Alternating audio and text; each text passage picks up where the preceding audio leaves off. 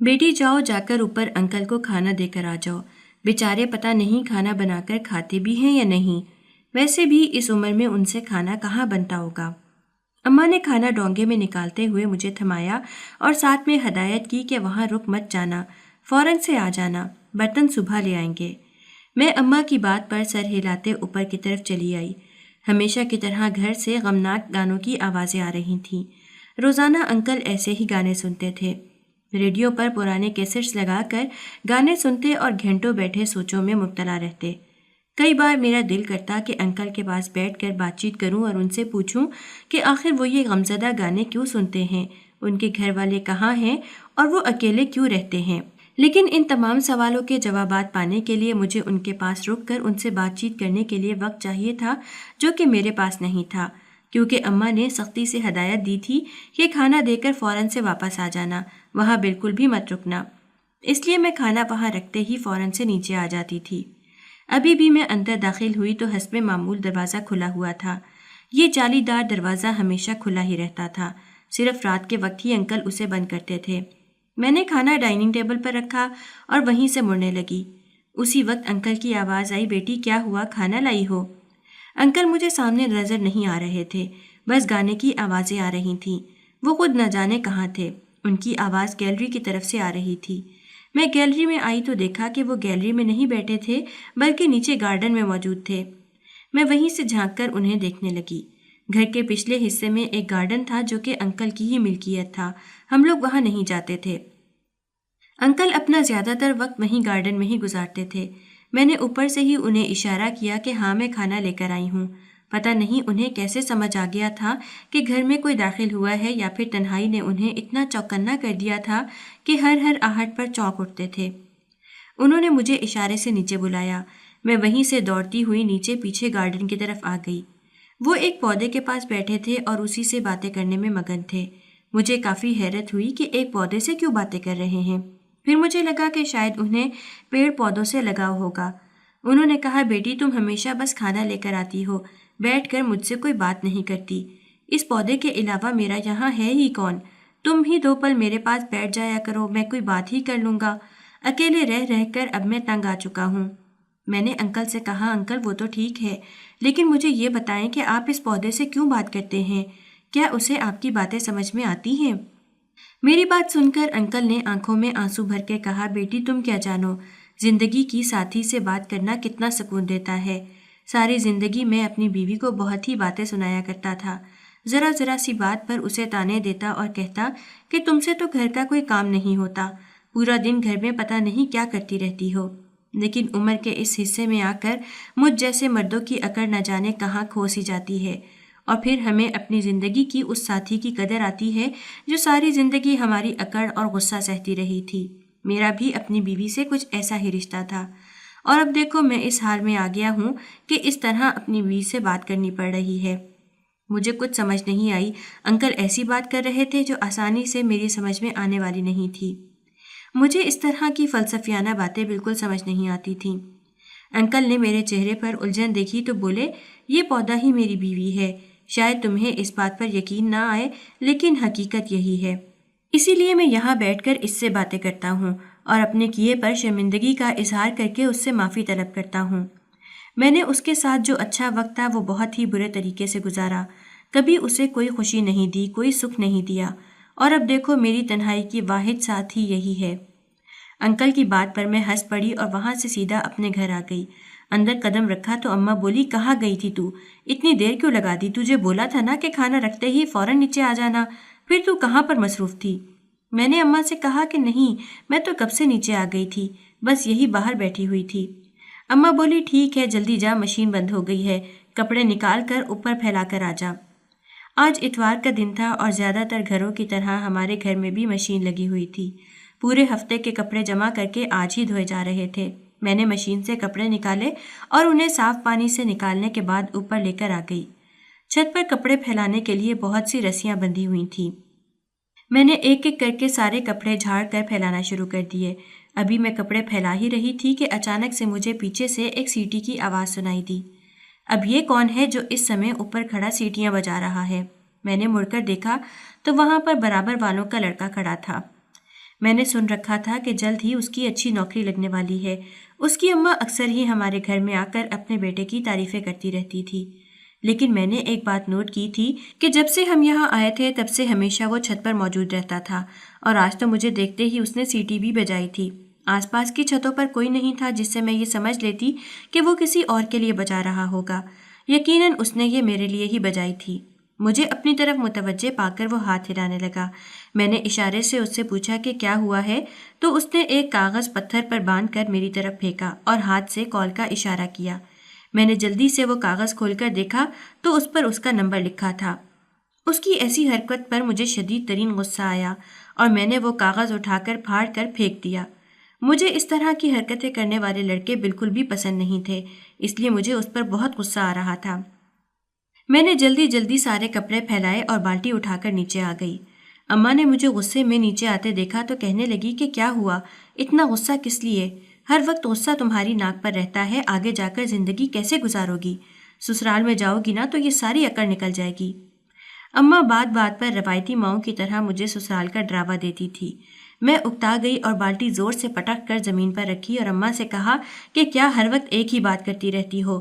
غصہ آ گیا تو آ گیا نا، ایک نارمل انسان کو ہی غصہ آتا ہے۔ زور سے ہنسو نہیں، سسرال میں یہ ہوگا، غصہ مت کرو، سسرال میں یہ ہوگا، کھانا بنانا سیکھ لو، سسرال میں یہ ہوگا، بس کر دیں سسرال سسرال، سن کر میں تنگ آ گئی ہوں، جیسے ایک لڑکی کی زندگی بس سسرال ہی ہے اور کچھ نہیں۔ لڑکی ہنس نہیں سکتی، یہاں نہیں جا سکتی، وہ نہیں کر سکتی، مجھے یہ سب باتیں بالکل پسند نہیں ہیں۔ اماں بولی لگتا ہے تیرا موبائل لینا پڑے گا، جب سے موبائل تیرے ہاتھ میں آیا ہے تو کافی زیادہ بگڑتی جا رہی ہے۔ اماں کو کچھ نہیں ملتا تھا تو بیٹھ کر میرے موبائل کو کوسنے لگ جاتی تھی۔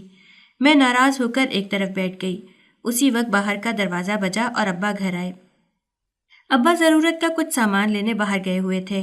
آج ان کے آفس کی چھٹی ہوتی تھی اور اماں اس دن بریانی پکاتی تھی اور ابا اسی کا سامان لینے گئے ہوئے تھے۔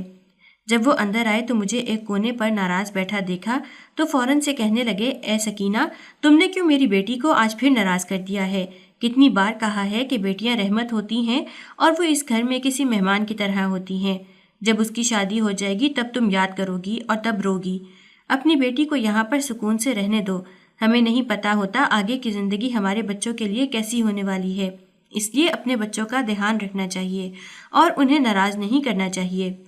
یہ کہہ کر ابا نے مجھ سے کہا، بیٹی چلو اپنی ناراضگی ختم کرو، دیکھو میں تمہارے لیے کیا لے کر آیا ہوں، تمہارا پسندیدہ جوس لایا ہوں، جلدی سے جا کر پی لو، ٹھنڈا ٹھنڈا ہے ورنہ گرم ہو جائے گا۔ ابا کی بات سنتے ہی میں بھاگتے ہوئے کچن میں گئی تو ابا گنے کا جوس لے کر آئے ہوئے تھے۔ مجھے گنے کا جوس بہت پسند تھا اور ابا جب بھی مارکیٹ جاتے تھے میرے لیے خاص طور پر نکلوا کر لاتے تھے۔ میرا موڈ 1 منٹ کے اندر ٹھیک ہو گیا۔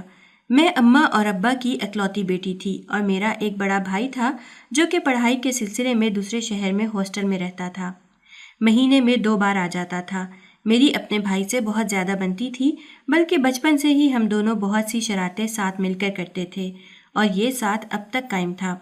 مجھے شدت سے بھائی کا چھٹیوں پر گھر آنے کا انتظار رہتا تھا۔ جب بھی وہ گھر آتا تھا میرے لیے بہت سی چیزیں خرید کر لاتا تھا، جس پر اماں کہتی کہ کیوں اسے بگاڑ رہے ہو، سسرال میں جب جائے گی تب بھی اسے یہی سب عادتیں لگ جائیں گی، جس پر ابا، میں اور بھائی مسکرا کر رہ جاتے۔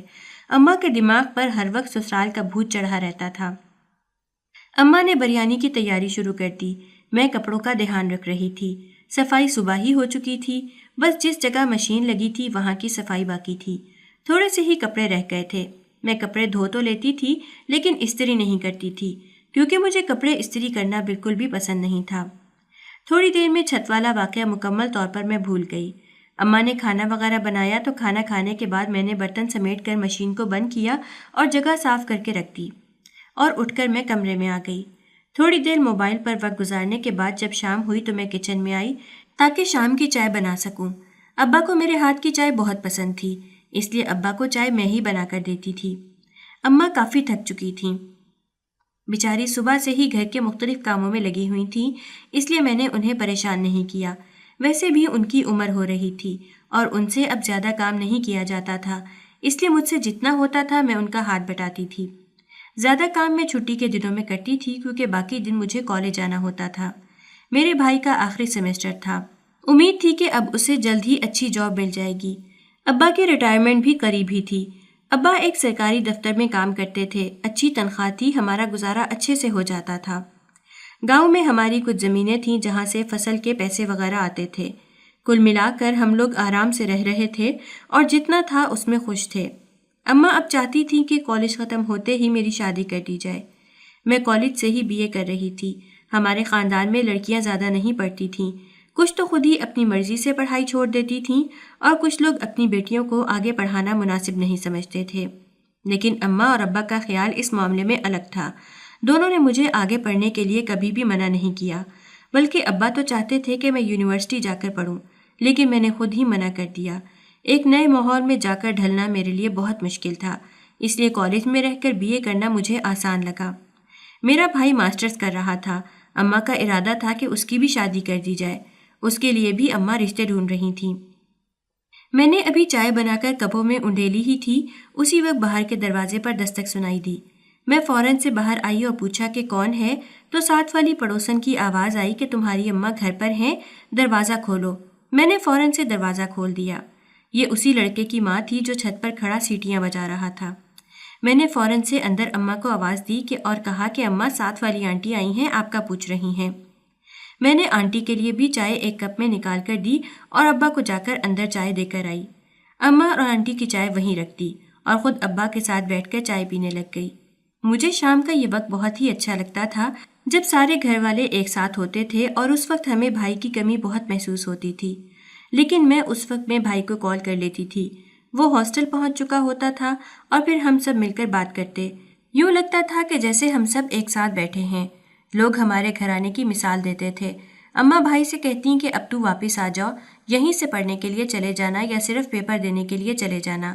تو بھائی اماں کو سمجھاتا تھا کہ اماں یہاں سے وہاں جانا اتنا آسان نہیں ہے، روز کا کئی گھنٹوں کا سفر ہے اور میں یہاں رہ کر پڑھائی نہیں کر سکتا، کیونکہ آخری سیمسٹر ہے اور کلاسز اگر میں نے چھوڑ دیں تو میرا بہت نقصان ہوگا اور پیپر میں بیٹھنے کی اجازت بھی نہیں ملے گی۔ میرے بھائی کا نام اسفندیار تھا اور میرا نام نازلی۔ اماں چاہتی تھی کہ ہم دونوں کی شادی ایک ہی گھر میں کی جائے، لیکن ابا وٹے سٹے کے حق میں بالکل بھی نہیں تھے۔ ابا کا کہنا تھا کہ پہلی بات ہے کہ وٹا سٹا کرنا ہی نہیں چاہیے، اور دوسری بات اگر ہو بھی جائے تو اس پہ بہت سی مصیبتیں بھی سہنی پڑتی ہیں۔ بہتر یہی ہے کہ جہاں پر ٹھیک لگے گا وہیں پر کر دیں، زبردستی وٹا سٹا کرنے کی کوئی ضرورت نہیں ہے۔ بہرحال اماں نے رشتے والی کو بلوا کر میرے اور بھائی کے لیے رشتے دیکھنے کو کہہ دیا تھا۔ میں نے اماں سے کہا تھا کہ بھائی سے ایک بار پوچھ لیں، اگر انہیں کوئی پسند ہے تو ہم وہیں رشتہ کر دیتے ہیں۔ ابا اور اماں نے بھائی سے پوچھا تو انہوں نے کہا کہ جو آپ پسند کریں وہی مجھے پسند ہے۔ یہاں پر میں کسی سے نہ تو زیادہ بات کرتا ہوں اور نہ ہی کسی کو پسند کرتا ہوں، میرا پورا دھیان بس پڑھائی پر ہی ہے۔ اس کے بعد سن کر اماں نے خود ہی رشتے ڈھونڈنے شروع کر دیے تھے۔ امید تھی کہ جلد ہی کوئی اچھا رشتہ مل جائے گا، لیکن میں نے اماں سے صاف کہہ دیا تھا کہ میری اور بھائی کی شادی ایک دن پر مت رکھیے گا، کیونکہ میں بھائی کی شادی کو بہت انجوائے کرنا چاہتی ہوں۔ میرا ایک ہی بھائی ہے۔ پتہ نہیں باہر بیٹھی آنٹی اور امی کیا باتیں کر رہی تھیں، کیونکہ آج ہی ان کے بیٹے نے مجھے سیٹی ماری تھی، کہیں اسی بات کا ذکر تو نہیں ہو رہا ہوگا۔ میں نے اماں کو کچھ بتایا بھی نہیں تھا، اگر اماں کو پتہ چلا تو وہ مجھ پر الٹا ہی غصہ ہونے لگ جائیں گی۔ میں تھوڑا گھبرا رہی تھی۔ ابا نے چائے کی چسکی لیتے میرے چہرے پر گھبراہٹ دیکھی تو کہنے لگے، بیٹی کیا ہوا ہے، تم اتنا زیادہ ڈر کیوں رہی ہو؟ کوئی بات ہوئی ہے یا پریشان ہو؟ مجھے بتاؤ، تمہاری اماں نے ڈانٹا ہے؟ میں نے ابا سے کہا، نہیں نہیں، ایسی کوئی بات نہیں ہے۔ پھر کچھ سوچ کر میں نے ابا کو ساری بات بتا دی۔ ابا کے چہرے پر غصے کی لالی چھانے لگی۔ میں ایسی ہی تھی، جو بھی بات ہوتی تھی اپنے ابا اور اپنے گھر والوں کو بتا دیتی تھی، کیونکہ شروع سے ابا لوگوں نے مجھے ایسا ہی رکھا تھا کہ کوئی بھی بات نہ چھپاؤں۔ انہوں نے مجھے اتنا اعتماد دیا تھا اور اسی اعتماد کے ہوتے ہوئے میں نے انہیں بات بتا دی، ورنہ عام طور پر دیکھا جائے تو لڑکی کو اگر کوئی چھیڑتا ہے تو بھی وہ بیچاری اپنے گھر والوں کو نہیں بتا پاتی، کیونکہ الٹا اس پر ہی الزام لگایا جاتا ہے۔ لیکن میرے ساتھ ایسا نہیں تھا۔ میرے ابا اور گھر والے کبھی بھی مجھ پر کوئی الزام نہیں لگاتے تھے، بلکہ معاملے کو سلجھانے کی کوشش کرتے تھے۔ ابھی بھی ابا جانتے تھے میری کوئی غلطی نہیں ہے، اس لیے انہوں نے کہا، بیٹی تم پریشان نہیں ہو، میں اس معاملے کو دیکھ لوں گا۔ اگر اس نے دوبارہ ایسی حرکت کی تو اس کے ابا سے بات کر کے خوش اسلوبی سے معاملہ نمٹا دوں گا۔ اس عمر میں لڑکے ایسی حرکتیں کرتے ہی ہیں، انہیں اگر کوئی پسند ہوتا ہے تو بتانے کا سلیقہ نہیں آتا۔ بہرحال تم اب احتیاط کرنا، ज्यादा देर छत पर मत जाना। मैंने अब्बा की बात सुनकर हाँ में सर हिला दिया। फिर मैंने अब्बा से कहा, अब्बा आज एक अजीब बात हुई है। अब्बा बोले, वो क्या? फिर मैंने उन्हें सारा वाकया बताया कि किस तरह ऊपर वाले बूढ़े अंकल पौधे से बात कर रहे थे, और जब मैंने पूछा तो कहने लगे ये मेरी बीवी है। अब्बा भी मेरी बात सुनकर हंस पड़े और कहने लगे शायद बुढ़ापे में इंसान का दिमागी तवाज़ुन थोड़ा ख़राब हो जाता है, शायद इसी वजह से वो अपनी तन्हाई से घबरा कर उस पौधे से बात करने लगे हों और उसे ही अपनी बीवी समझ रहे हों। चलो कोई बात नहीं है, खैर अपनी अम्मा के सामने ये बात मत करना वरना वो गुस्सा हो जाएंगी, जानती हो ना इन्हें। अब्बा की बात सुनकर मैं भी जोर से हंस पड़ी। बहरहाल अगले दिन मैंने दोबारा अंकल को पौधे से बात करते देखा। अंकल दोबारा से कहने लगे ये मेरी बीवी है इसलिए मैं इससे बात कर रहा हूँ। मैंने अंकल से कहा, अंकल आपकी बीवी तो काफ़ी अरसे पहले ही वफात पा गई थी, तो आखिर आप इस पौधे को क्यों अपनी बीवी कहते हैं? आपके बच्चे कहाँ पर हैं? अंकल कहते उनके बारे में बात मत करो, वो मुझे छोड़ कर चले गए। उनका कहना था कि उनकी माँ मेरी वजह से ही मरी है। शायद सही ही कहा था। मैंने उस बेचारी को सारी ज़िंदगी तकलीफ़ें ही तकलीफ़ें दी हैं और वो उनका बोझ ना सहार सकी। अंकल हर वक्त खुद को इल्ज़ाम देते रहते थे और उस पौधे के पास बैठकर रोते हुए माफ़िया मांगते थे। मुझे उन अंकल पर कभी कभी बहुत तरस आता था। पता नहीं उन्हें अपनी बीवी की कितनी कमी महसूस होती होगी। इस बुढ़ापे में अकेले रहते हुए वो अपने बच्चों को याद करके कितना रोते होंगे। एक दिन मैंने काम करते हुए अम्मा से बातों ही बातों में ऊपर वाले अंकल का जिक्र किया और कहा कि अम्मा हमारे मालिक मकान की हालत तो बहुत ही ख़राब नज़र आती है। उनकी बीवी बेचारी भी इस दुनिया में नहीं रही और उनके बच्चे उन्हें छोड़कर चले गए हैं। ऐसे में वो अपना बुढ़ापा कैसे काट रहे होंगे? किसी को तो उनका ध्यान रखना चाहिए। अम्मा बोली, हम जितना कर सकते हैं उतना कर रहे हैं। रोज़ाना खाना बनाकर उन्हें दे देते हैं, इससे ज़्यादा क्या कर सकते हैं? मैंने अम्मा से कहा, इंसान को सिर्फ खाने की ज़रूरत नहीं होती बल्कि किसी के साथ की ज़रूरत भी होती है, कोई ऐसा जो उनकी बातों को सुने और समझे। अम्मा बोली, इस तरह की बातें करना बंद कर दे। तुझे मैंने कितनी बार कहा है कि उनका जिक्र मत किया कर। तेरा उनसे क्या मतलब? जब उनके अपने बच्चों को उनकी फ़िक्र नहीं है तो हम क्यों करें? अम्मा की बात पर मैं खामोश हो गई। हर इंसान यही सोचता है कि जब सामने वाले को फ़िक्र नहीं है तो हम क्यों करें। बहरहाल मैंने अम्मा से छुपकर कुछ वक्त उन बुज़ुर्ग के साथ गुजारना शुरू कर दिया ताकि उन्हें अकेलेपन का एहसास न हो। अंकल मुझे अपने माजी की हर बात बताते कि कैसे उन्होंने ये घर बनाया, क्या काम करते थे, उनके बच्चे कैसे थे। उनकी बातों से मुझे एहसास हुआ कि उन्हें अपने माजी पर और अपनी हरकतों पर बहुत ही पछतावा है। वो बस अपनी बीवी के लिए रोते रहते थे और उस पौधे से बातें करते हुए कहते, ये मेरी बीवी है। वो उससे बिल्कुल ऐसे बातें करते थे जैसे उनकी बीवी सामने बैठी हो। ये देखकर मुझे हंसी बहुत आती थी, लेकिन अंकल के सामने मैं अपनी हंसी को कंट्रोल कर लेती थी। मैं नहीं चाहती थी कि वो मुझे हंसता देखें और कोई गलत मतलब निकालें। एक दिन मैं बहुत ही गहरी नींद में थी। अलार्म की आवाज़ से भी मेरी आंख नहीं खुली। अम्मा ने आकर मुझे उठाया तो मैंने वक्त देखा, सुबह के 9 बज रहे थे। मैंने फ़ौरन से बिस्तर से उठी और अम्मा से कहा कि अम्मा आज तो मुझे कॉलेज जाना था। अम्मा बोली, कब से तुझे उठा रही हूँ लेकिन तू उठ ही नहीं रही। चल अब तो देर हो गई है, आज छुट्टी कर ले। और हाँ, मैं तुझे बताना भूल गई, तेरे भाई का फ़ोन आया है, वो आ रहा है। उसके इम्तिहान होने वाले हैं और इम्तिहानों से पहले छुट्टियाँ हुई हैं। वो छुट्टियाँ यहीं पर गुजारेगा और यहीं पर रहकर इम्तिहानों की तैयारी करेगा। मेरा बेटा इतने दिन बाद घर वापस आ रहा है, मैं उसकी पसंद के सारे खाने बनाऊंगी। भाई की आमद को सुनकर मैं भी फ़ौरन से खुश हो गई। अब्बा भी ऑफिस के लिए निकल रहे थे और अम्मा ने उन्हें लिस्ट थमा दी कि क्या क्या लेकर आना है। मैंने पूरे घर की सफाई वगैरह शुरू कर दी। ऊपर वाले अंकल ने जब हमें सफाई सुथराई करते देखा तो कहने लगे, बेटा आज तो इतवार भी नहीं है, उमूमन तो तुम लोग इतवार को सफाई करती हो, तो आज कुछ खास है क्या, कोई आ रहा है? मैंने अंकल को मुस्कुराते हुए कहा, जी हाँ अंकल, मेरे बड़े भाई आ रहे हैं, असफंदयार, जिसके बारे में मैंने आपको बताया था। अंकल बोले, हाँ हाँ मुझे याद आया, तुम्हारा भाई तो कभी कभार ही आता है ना। चलो ठीक है, तुम लोग काम करो, मैं ज़रा अपनी बीवी से बात करने जा रहा हूँ। उनकी बात अम्मा ने भी सुन ली थी। अम्मा कहने लगी, ये क्या बोल रहा था? मैंने अम्मा से कहा, अरे कुछ नहीं, बस छोड़ दें, उनकी बातों पर ध्यान मत दें। ये कहकर अम्मा को मैंने कामों में मसरूफ़ कर दिया, लेकिन अंकल की बात बार बार मेरे दिमाग में आ रही थी कि मैं अपनी बीवी से बात करके आता हूँ। थोड़ी देर बाद भाई का फ़ोन आया कि वो बस स्टॉप पर पहुँच गया है, कुछ देर में घर आ जाएगा। अम्मा ने उसके लिए शरबत वगैरह बनाकर रख दिया क्योंकि वो शदीद गर्मी से आ रहा था। थोड़ी देर बाद बाहर का दरवाज़ा बजा। میں نے جیسے ہی دروازہ کھولا تو دیکھا کہ سامنے والوں کا لڑکا کھڑا تھا۔ مجھے لگا تھا کہ اسفند ہوگا۔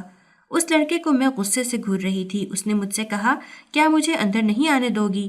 اسی وقت اماں وہاں پر آ گئی اور کہنے لگی، باہر کون ہے؟ میں نے دروازے سے ہٹ کر پورا دروازہ کھول دیا تو اماں اس لڑکے کو دیکھ کر بولی، ارے ارے ابرار، تم آئے ہو، چلو جلدی سے اندر آ جاؤ۔ تمہاری اماں نے بتایا تھا کہ تم تو نوکری کے لیے جانے والے ہو، تمہاری تو نوکری لگ گئی ہے۔ ابرار کے ہاتھ میں ڈونگا تھا اور وہ اندر آیا اور اس نے وہ ڈونگا اماں کو پکڑا دیا۔ میں حیران ہو رہی تھی کہ اس کے اور اب اماں کے بیچ کب سے اتنی شناسائی ہو گئی کہ اماں اسے اندر آنے کا کہہ رہی ہیں، ورنہ اماں تو اس معاملے میں بہت سخت تھیں۔ میرے چہرے پر حیرت دیکھ کر اماں نے کہا کہ اتنا حیران کیوں ہو رہی ہو؟ جاؤ جلدی سے اندر سے شربت ڈال کر لاؤ، بچہ بیچارہ گرمی میں کھڑا ہوا ہے۔ مجھے اس بچے بیچارے پر شدید غصہ آ رہا تھا۔ میں تل ملاتی ہوئی اندر چلی آئی۔ وہ اماں کے ساتھ بیٹھ کر نہ جانے کون کون سی باتیں کر رہا تھا۔ تھوڑی ہی دیر بعد اسفند بھی آ گیا، پھر وہ تینوں مل کر باتیں کرنے میں مصروف ہو گئے۔ اسفند سے مل کر تھوڑی دیر بعد وہ چلا گیا۔ میں نے اماں سے کہا، اسے گھر پر بلانے کی کیا ضرورت تھی؟ آپ نے اسے اندر کیوں آنے دیا؟ اماں بولی، ارے ارے اتنا غصہ کیوں کر رہی ہو؟ وہ ہماری پڑوسن کا بیٹا ہے، بہت ہی شریف اور نیک انسان ہے۔ اماں کی بات سن کر میں دانت چبا کر رہ گئی۔ کتنا وہ شریف تھا یہ میں بہت اچھے سے جانتی تھی۔ پھر سارا وقت میں غصے میں رہی۔ اسفند میرے لیے شہر سے بہت سی چیزیں لے کر آیا تھا، پھر بھی میرا موڈ ٹھیک نہ ہوا۔ شام کو جب ابا گھر آئے تو میں نے ابا کو ساری بات بتا دی۔ ابا بولے، ارے میں تمہیں بتانا ہی بھول گیا تھا، میں نے اس کے ابا سے بات کی تھی، ایسا کوئی مقصد نہیں تھا، تم کیوں غلط سوچ رہی ہو؟ وہ لوگ تو دراصل بہت ہی اچھے اور نیک اور شریف ہیں۔ اماں کو بھی جب بات پتہ چلی تو اماں نے مجھ سے کہا، بیٹی اس دن اس کی ماں یہاں پر آئی تھی، وہ دراصل تمہارے رشتے کی بات کرنا چاہتی ہے، لڑکے کو تم پسند ہو اور ہمیں بھی لڑکا پسند ہے، اتنا بھی کیا سوچنا، اور اس نے اس دن کے بعد سے تمہیں پریشان تو نہیں کیا نا؟ دوبارہ انہوں نے سیدھے طریقے سے آ کر بات کی ہے تو ہم بھی آگے سے بدتمیزی نہیں کر سکتے۔ اس رشتے کے بارے میں تمہارے ابا سے بھی میں نے بات کر لی تھی، ہم سوچیں گے اور پھر جواب دیں گے، کوئی جلدی نہیں ہے۔ میں نے اماں سے کہا کہ میں اس لچے لفنگے سے بالکل شادی نہیں کرنا چاہتی ہوں۔ اماں بولی، دھیرے بولو، ساتھ والوں کے گھر آواز چلی جائے گی۔ میں نے اماں سے کہا، جاتی ہے تو جاتی رہے، وہ اوپر کھڑے ہو کر مجھے سیٹیاں مار رہا تھا اور اب اس کے بعد فوراً سے رشتہ لے کر آ گیا۔ میں اس کی اس دن والی حرکت اب تک بھولی نہیں تھی اور کچھ مجھے اس سے چڑ بھی محسوس ہونے لگ گئی تھی۔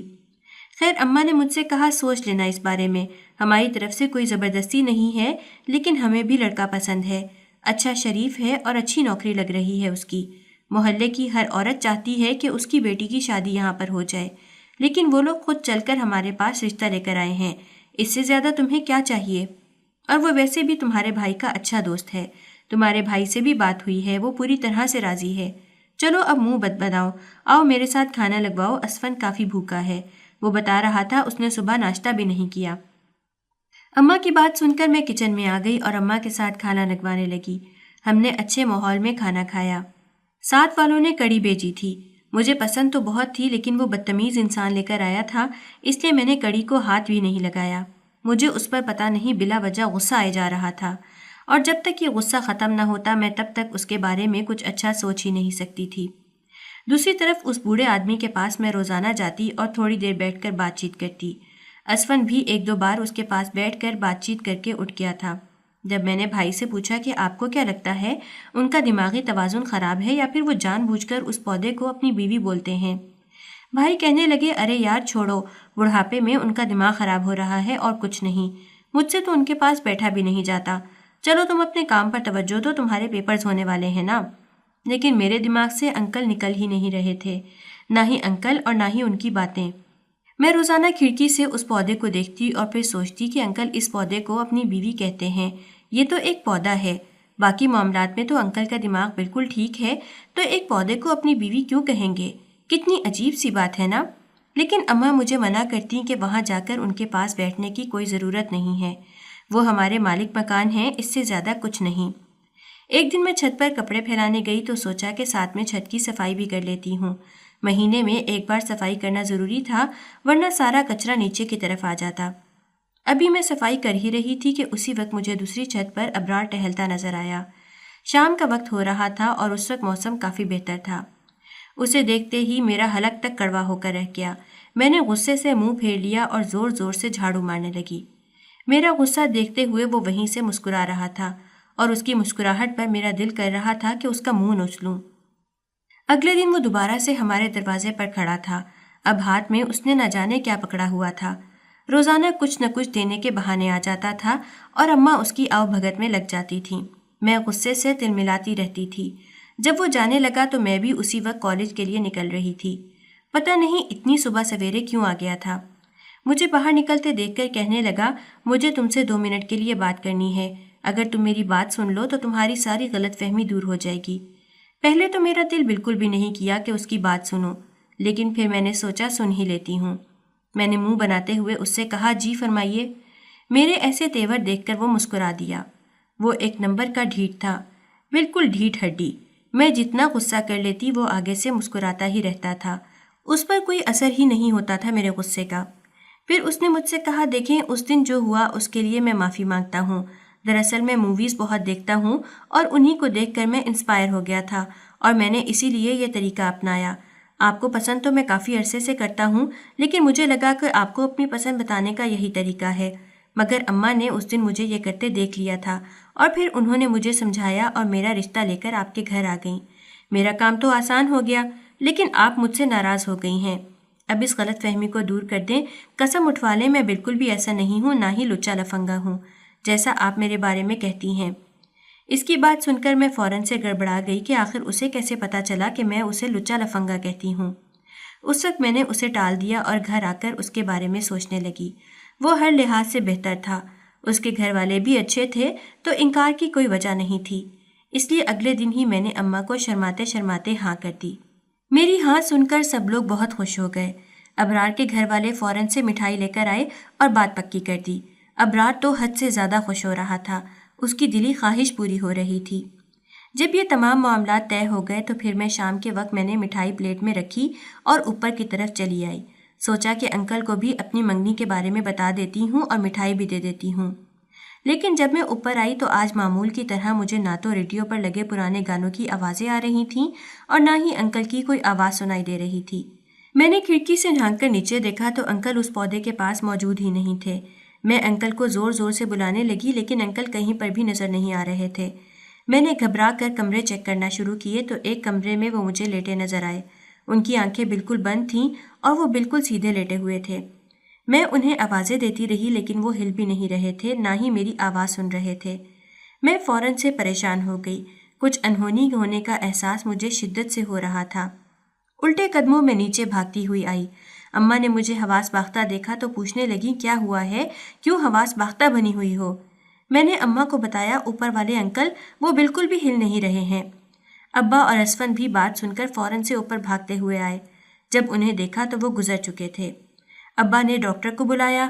ڈاکٹر نے بھی اس بات کی تصدیق کر دی کہ نہ جانے کب وہ چلے گئے۔ مجھے کافی افسوس ہونے لگا۔ ان کے بچوں کو کس طرح اطلاع دی جائے ہمیں کچھ نہیں پتا تھا۔ کافی دیر انتظار کے بعد بھی جب کچھ ہاتھ نہ لگا تو محلے والوں نے کہا کہ ان کے بچے نہیں آئیں گے، نہ ہی ان کا کوئی رابطہ نمبر ہے نہ کچھ اور، یہ عرصے سے یہیں پر ایسے ہی رہ رہے ہیں۔ ان کے بچوں نے ان سے تعلق توڑ لیا ہے، پھر انہیں ایسے ہی دفنا دیا گیا۔ ان کی وفات کے کچھ دن بعد مجھے وہ پودا یاد آیا۔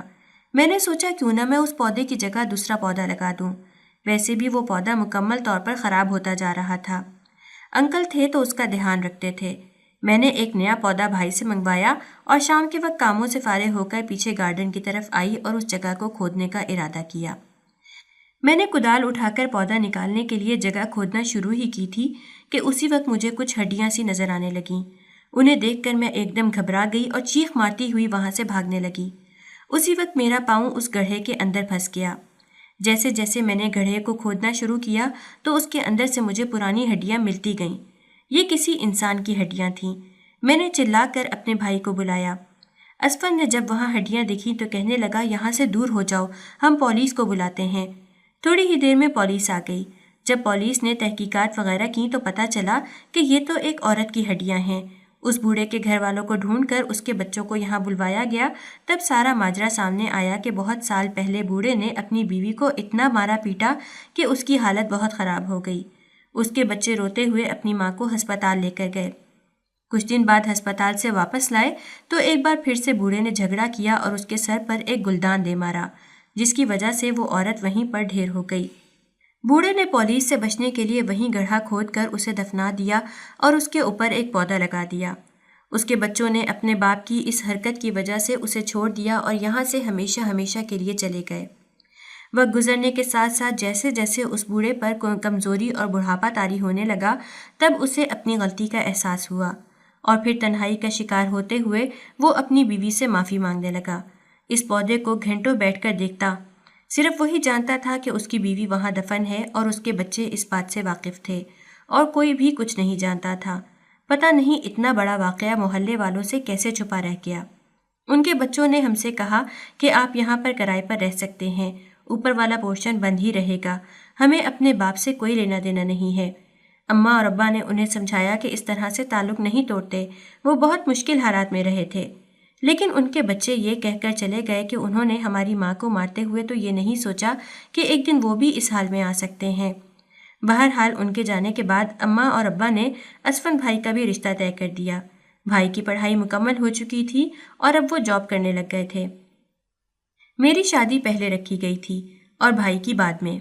ابرار اس شادی سے بہت زیادہ خوش تھا، ہر وقت مجھے چھیڑتا رہتا۔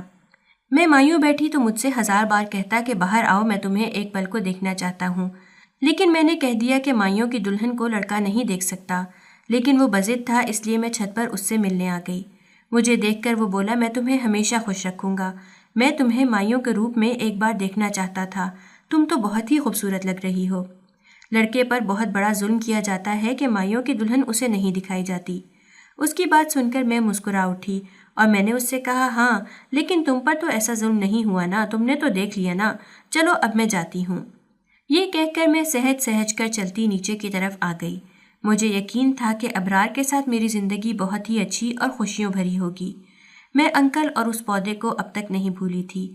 اس پودے کی جگہ میں نے دوسرا پودا لگا دیا تھا اور روزانہ اس کا دھیان رکھتی تھی۔ بعض دفعہ ہم طاقتور ہوتے ہوئے اپنی حدیں بھول جاتے ہیں اور اپنے سے کمزور پر ہر طرح کا ظلم کرتے ہیں، اور یہ سب کرتے ہوئے ہمیں اس بات کا اندازہ بالکل نہیں ہوتا کہ ایک دن ہم بھی کمزور ہو جائیں گے اور تب وقت ہم پر ظلم کرے گا۔